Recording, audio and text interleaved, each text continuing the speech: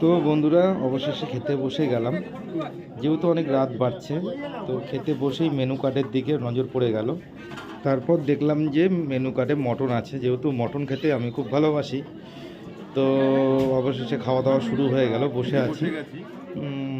তো এখন সবাই প্লেট দিল, তো খাবার দাবার আসছে।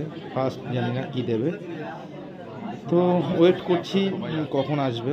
তো যেহেতু এরপরেও আরও অনেক লোক আছে, তারা এখনও বসেনি, বহু লোক।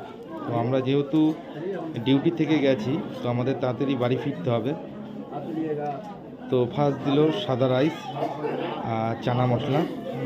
তো যাই হোক, চানা মশলাটা আমি খুব একটা বেশি ভালোবাসি না। তারপরে দিয়ে দিল কাতলা মাছ।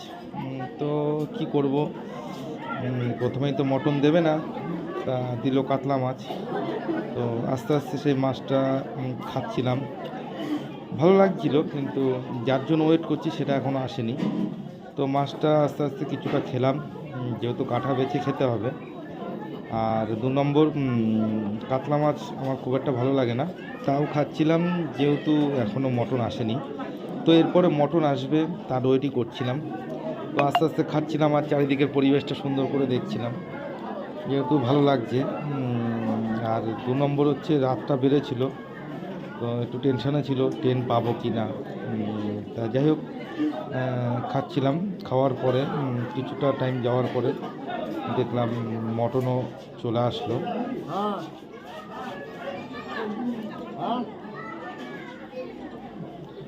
তো মটন আসাতে খুবই খুশি হয়েছি। তো আস্তে আস্তে মটন খাওয়া শুরু করে দিলাম। তা মটনটা খুবই সুন্দর হয়েছিল খেতে, খুবই সুস্বাদু। তো মোটামুটি আমি গোটা 7 পিস খেয়ে নিয়েছি মটনের। আর মটন খেতে তো আমার খুবই ভালো লাগে, তাও বেশি খাওয়া উচিত না। তাও জানি না, বিয়েবাড়ি গেলে একটু মটনটা বেশি খাওয়াই হয়ে যায়, জানি না কেন এটা হয়ে যায়। তো দেখছিলাম হাড্ডির পিস দিয়েছি কি না, সবই দেখছিলাম সলিড দেখে দিচ্ছিল। তো একটা হাড্ডি দিয়েছিল। তো আর বেশিরভাগ মাংসটা খুবই সুন্দর হয়েছিল, খুবই নরম হয়েছিল খেতে।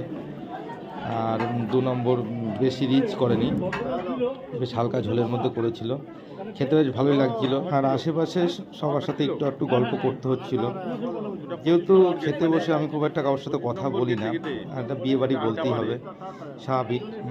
তো অনেক কিছু জিজ্ঞেস করছিল যে আগের ব্যাচে কারা বসেছিল, আমার চেনা কিনা। যাই হোক, সেসব বলছিলাম, তার ফাঁকে ফাঁকেই মটন খাচ্ছিলাম।